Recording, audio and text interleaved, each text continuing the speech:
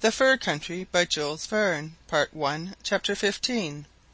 15 miles from Cape Bathurst. Summer had now commenced, and as upon the most favourable calculation only 3 more weeks would intervene before the bad season set in and interrupted the labours of the explorers, the greatest haste was necessary in completing the new buildings, and Mac Nab and his workmen surpassed themselves in industry. The dog-house was on the eve of being finished, and very little remained to be done to the palisading which was to encircle the fort. An inner court had been constructed, in the shape of a half-moon, fenced with tall pointed stakes 15 feet high, to which a postern gave entrance.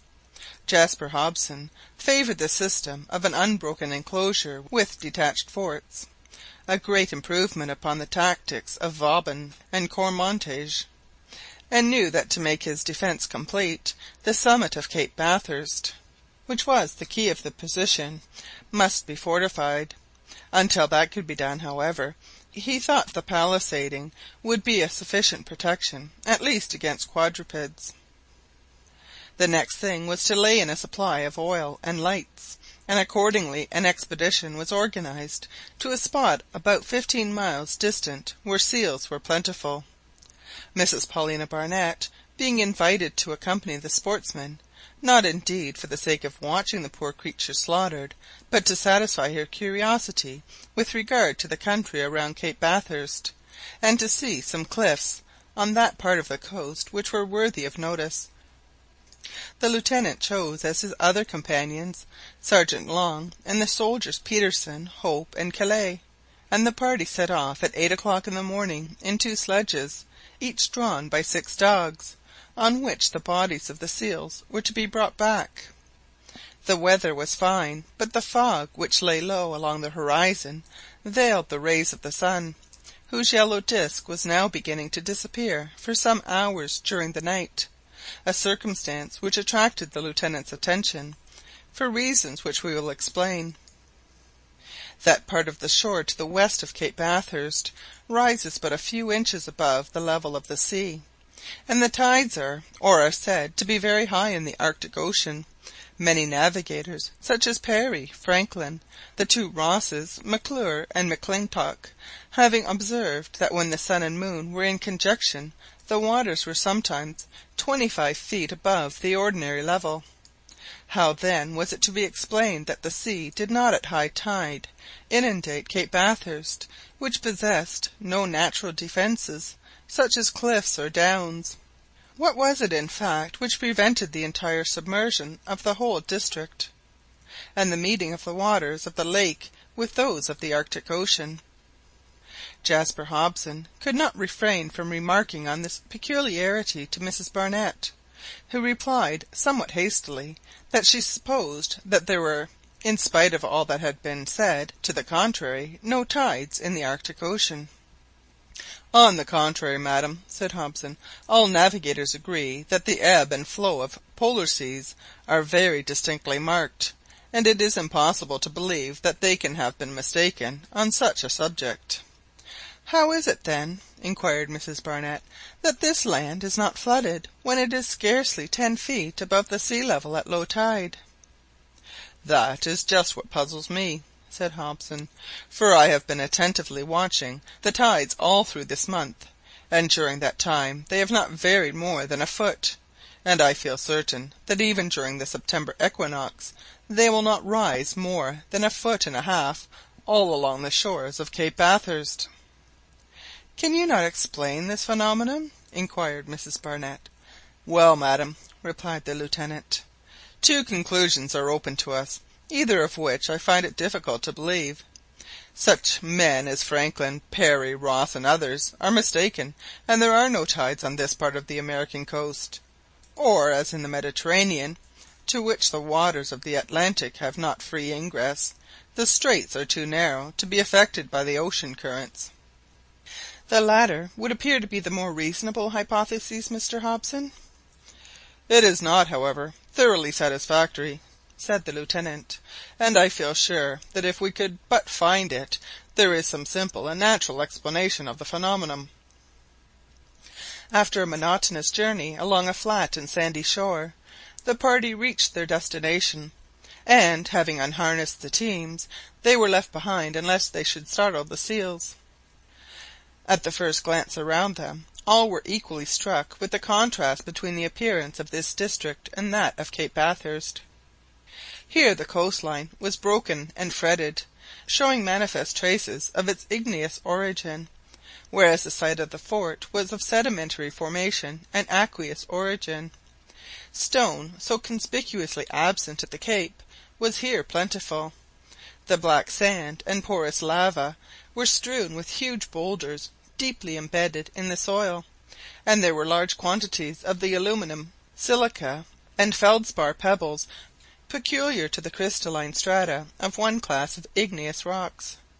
Glittering Labrador stones and many other kinds of feldspar, red, green, and blue, were sprinkled on the unfrequented beach, with grey and yellow pumice stone, and lustrous variegated obsidian.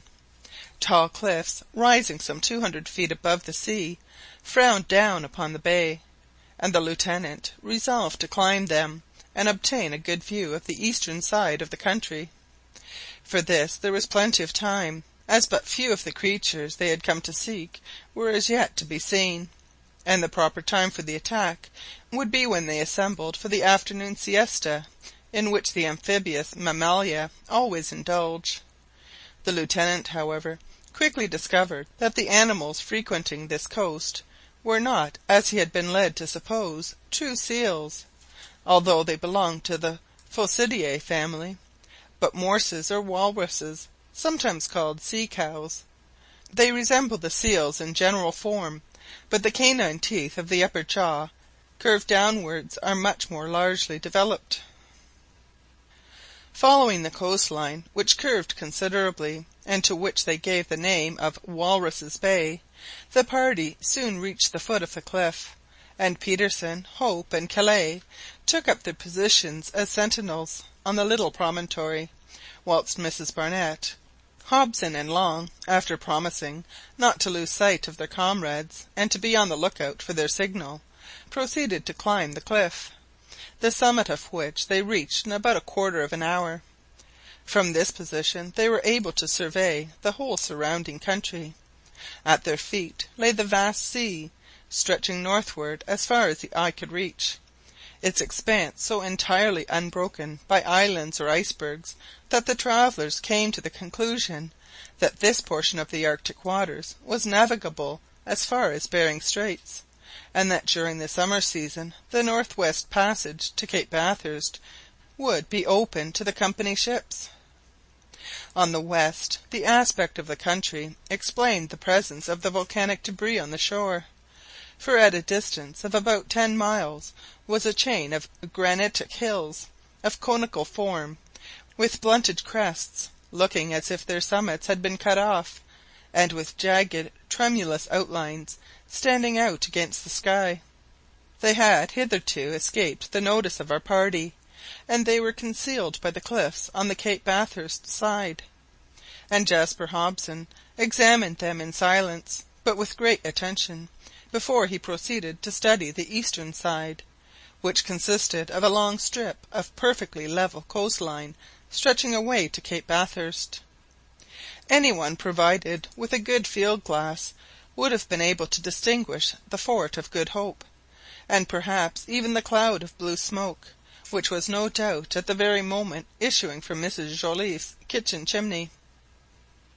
The country behind them seemed to possess two entirely distinct characters.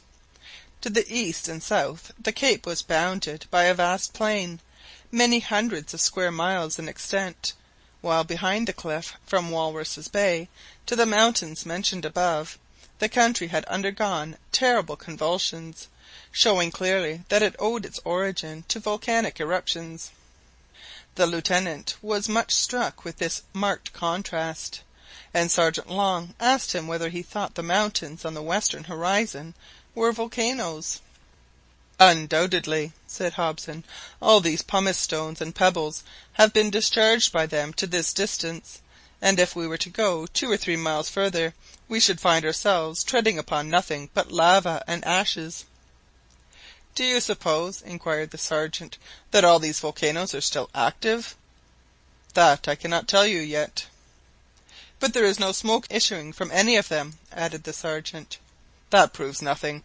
Your pipe is not always in your mouth, and it is just the same with volcanoes. They are not always smoking." "I see," said the sergeant; "but it is a great puzzle to me how volcanoes can exist at all on polar continents." "Well, there are not many of them," said Mrs Barnett. "No, madam," replied Jasper, "but they are not so very rare either. They are to be found in Jan Mayen's Land and the Aleutian Islands, Kamtchatka, Russian America and Iceland, as well as in the Antarctic Circle, in Tierra del Fuego and Australasia. They are the chimneys of the great furnace in the centre of the earth, where nature makes her chemical experiments, and it appears to me that the Creator of all things has taken care to place these safety valves wherever they are most needed." "I suppose so," replied the sergeant; "and yet it does seem very strange to find them in this icy climate." "Why would they not be here as well as anywhere else, sergeant? I should say that ventilation holes are likely to be more numerous at the poles than at the equator." "Why so?" asked the sergeant in much surprise. "Because if these safety valves are forced open by the pressure of subterranean gases, it will most likely be at the spots where the surface of the earth is thinnest, and as the globe is flattened at the poles, it would appear natural that— But Kellet is making signs to us," added the Lieutenant, breaking off abruptly. "Will you join us, Mrs Barnett?" "No, thank you. I will stay here until we return to the fort. I don't care to watch the walrus slaughtered." "Very well," replied Hobson, "only don't forget to join us in an hour's time. Meanwhile you can enjoy the view." The beach was soon reached, and some 100 walruses had collected, either waddling about on their clumsy webbed feet, or sleeping in family groups. Some few of the larger males, creatures nearly 4 feet long, clothed with very short reddish fur, kept guard over the herd. Great caution was required in approaching these formidable looking animals, and the hunters took advantage of every bit of cover afforded by rocks and inequalities of the ground, so as to get within easy range of them, and cut off their retreat to the sea. On land these creatures are clumsy and awkward, moving in jerks or with creeping motions like huge caterpillars, but in water, their native element, they are nimble and even graceful. Indeed, their strength is so great that they have been known to overturn the whalers in pursuit of them.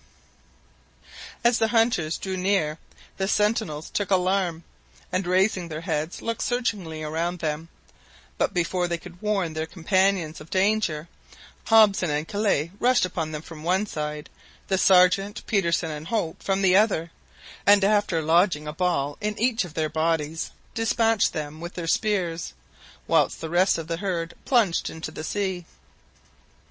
The victory was an easy one. The 5 victims were very large, and their tusks, though slightly rough, of the best quality.